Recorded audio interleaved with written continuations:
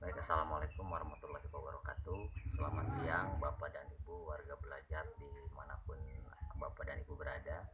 Dalam kesempatan yang baik ini, marilah kita sebelum belajar berdoa terlebih dahulu. Mudah-mudahan apa yang kita pelajari hari ini senantiasa menjadi sebuah ilmu yang bermanfaat. Berdoa dimulai. Selesai. Ibu dan Bapak yang berbahagia, materi yang akan kita pelajari hari ini tentu berkaitan dengan pelajaran bahasa Indonesia. Nah, materi yang akan dibahas atau dikupas pada hari ini yaitu tentang pidato. Nah, seperti yang Bapak Ibu ketahui bersama bahwa yang namanya pidato adalah ilmu atau seni atau cara begitu ya untuk berbicara di depan umum atau di depan halayak, di depan orang banyak. Nah, kemudian secara garis besar ada 4 jenis berpidato yang dapat dilakukan oleh Bapak dan Ibu.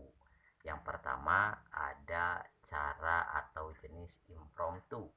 Nah, impromptu ini adalah berpidato dengan situasi dadakan atau serta-merta, katakan demikian.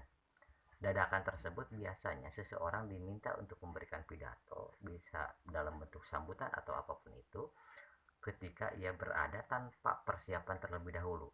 Nah, itu yang dikatakan dengan jenis berpidato yaitu impromptu. Yang kedua yaitu manuskrip atau yang populer dengan naskah.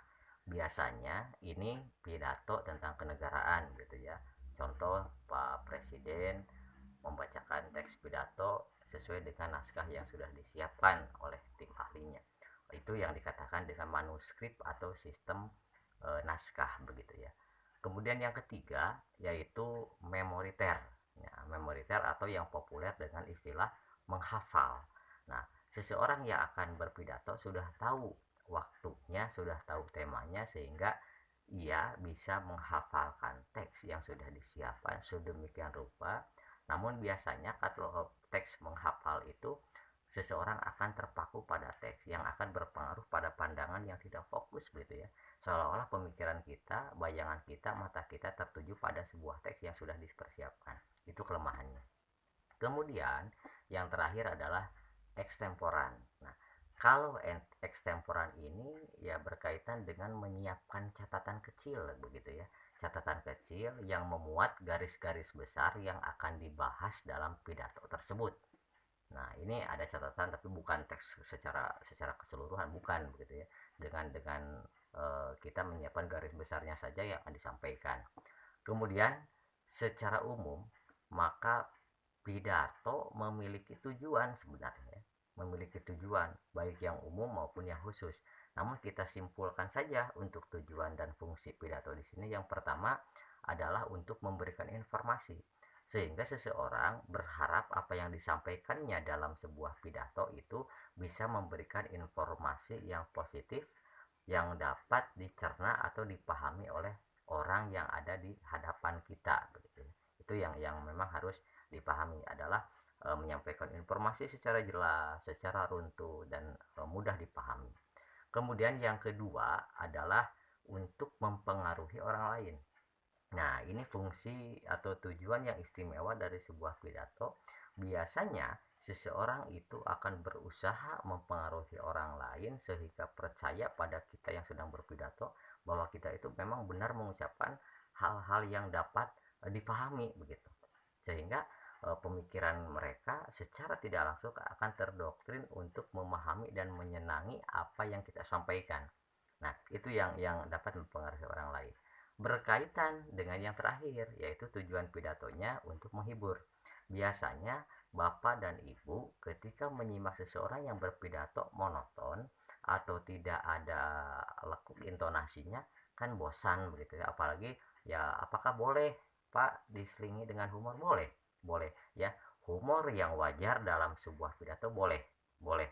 Sehingga tidak membuat bapak dan ibu yang sedang berada di forum tersebut menjadi jenuh gitu ya. Ya kalau ada yang menghibur begitu ya, ada ya canda tawa sedikit boleh, tidak dipermasalahkan sepanjang bercandanya atau humornya dalam batasan-batasan tertentu. Nah, dapat disimpulkan bahwa berpidato itu adalah sebuah seni berbicara di depan orang lain yang memiliki 3 tujuan. Yang pertama memberikan informasi, yang kedua mempengaruhi orang lain, yang ketiga menghibur orang lain. Tapi dengan catatan menghibur dalam batas kewajaran. Kemudian jenisnya ada impromptu atau dadakan, kemudian ada manuskrip atau naskah, kemudian ada memoriter sistem menghafal, dan ekstemporan yaitu menyiapkan catatan-catatan kecil atau garis-garis besar yang dapat disampaikan sebagai antisipasi kita lupa menyampaikan sehingga tidak keluar dari benang merahnya kalau menyiapkan catatan kecil begitu. Nah, itu. Jadi alhamdulillah untuk materi meskipun sesingkat ini, sepadat ini, kita bisa mengaplikasikannya dalam kehidupan sehari-hari. Dan pidato suatu saat ketika Bapak dan Ibu diminta untuk berpidato, jangan ragu-ragu, jangan malu, kita percaya diri bahwa apa yang kita sampaikan itu benar-benar menjadi sebuah pemahaman dan menjadi sebuah informasi yang bermanfaat bagi mereka yang ada di forum pidato tersebut. Itu saja yang dapat saya sampaikan, kurang dan lebihnya mohon maaf. Selalu jaga jarak, kemudian mencuci tangan pakai sabun, kemudian jaga kerumunan, jangan lupa masker. Nah, masker jangan sampai lupa. Itu saja, terima kasih. Wassalamualaikum warahmatullahi wabarakatuh.